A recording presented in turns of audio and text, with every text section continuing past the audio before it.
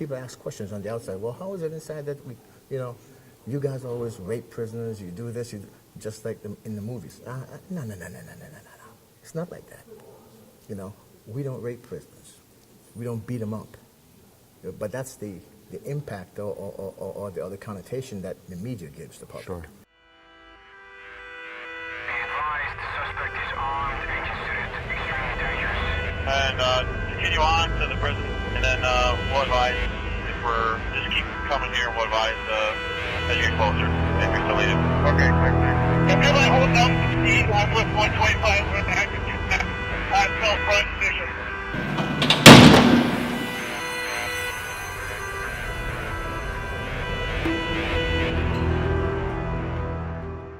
My name is Rowan Hill. I'm a sergeant in the Department of Correction. One of the things that you and I were talking about off camera is that you're not a prison guard. And No. I think we should set that straight right off the rip. The media has that as, anytime there's a story about a prison break or something like that, they would say, oh, prison guards. To me, that's negative. We're not prison guards, we are correction officers. And they should get that, but they don't. They always want to point at the negative, it seems like. So I get offended by that. I guess the next obvious question is, why the hell do you do what you do? This isn't something for everybody. This isn't something that's easy. It's never easy because you just never know what you're going to walk into. It's the surprise of the day. You come into work and it's like, okay, what am I going to walk into? You just never know. I did 31 years in the military, and I was doing the military stuff, being a correction officer. So you see things. So this was easy for me, but it was a job. You need a job to support your family. So I did. I took the test, passed real good, and then they called. What was it like transitioning from the military into here? Talk to me about sort of the differences, the similarities. Well, I have a very unique perspective because when I first came into the department, I went to a women's institution. Now that's different. It was challenging because you didn't know what to expect. A woman, you always think of a prisoner as a male guy, not a woman. And they have very unique needs. It was very, very difficult. But they run things in that prison. You can see the difference night and day now. Sure. Because I work in a men's institution now versus the woman. And it's totally night and day. I want to go back for a second to media coverage, but specifically on high-profile cases. Obviously, there have been a number of high-profile cases here. How does that impact the ability for you guys to do your jobs? It's difficult because we don't really talk to the public straight away. We don't say anything to them, but people ask questions on the outside. Well, how is it inside that we, you guys always rape prisoners, you do this, just like in the movies. No. It's not like that. We don't rape prisoners. We don't beat them up. But that's the impact or the other connotation that the media gives the public. Sure.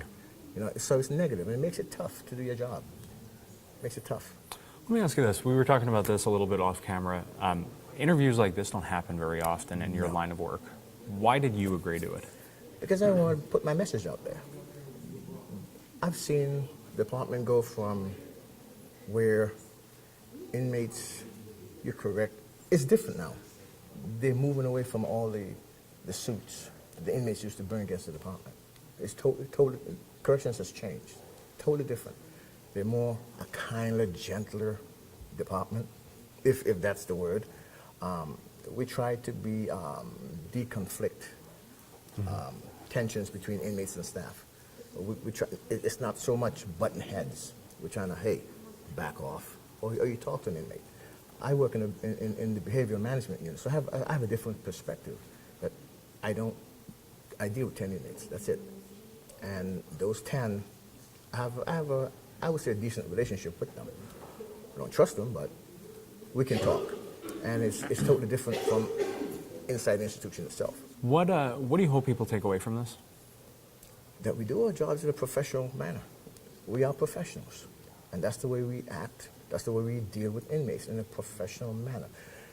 Inmates are there they have 24 hours in a day to think, plan and do whatever they're going to do to manipulate the system. When I come in for my 8-hour shift, I haven't seen an inmate in 16 hours, maybe. So he's already planned what he's going to do to try to manipulate me. So you have to be aware of what's going to happen, what's going on, and you see them all the time, so you know exactly what's going on. It's like, hey, okay, yeah, I know. Cut the crap. I know what you're trying. I know what you're trying to do. Knock it off. And most of the times, they'll just, all right, Hill, yeah, okay. You talk about leaving here having 16 hours before you see them again. How do you not take this home with you? I've been very fortunate that I can compartmentalize from being in the military. I don't take it home. When I leave that parking lot, I don't even remember what goes on there. I don't talk to friends about my job because I don't have many friends. I'm just a loner, I guess. But when I leave the parking lot, it's in my rearview mirror. Until when I'm returning, I say, oh, okay, I got to go into work today. I have too many things on the outside. Sure. I'm doing my dissertation for my PhD. So I have a lot of stuff that You just keep it I separate? just keep it separate. And I've been doing it for 20 years. To the general public, I would say, we're not rapists. We don't beat up inmates. We do a job professionally. You're not behind the walls, per se. If you really want to know what's going on behind a prison, come inside. I dare you. Come inside and see what and I can bet that they'll have a different perspective when they leave.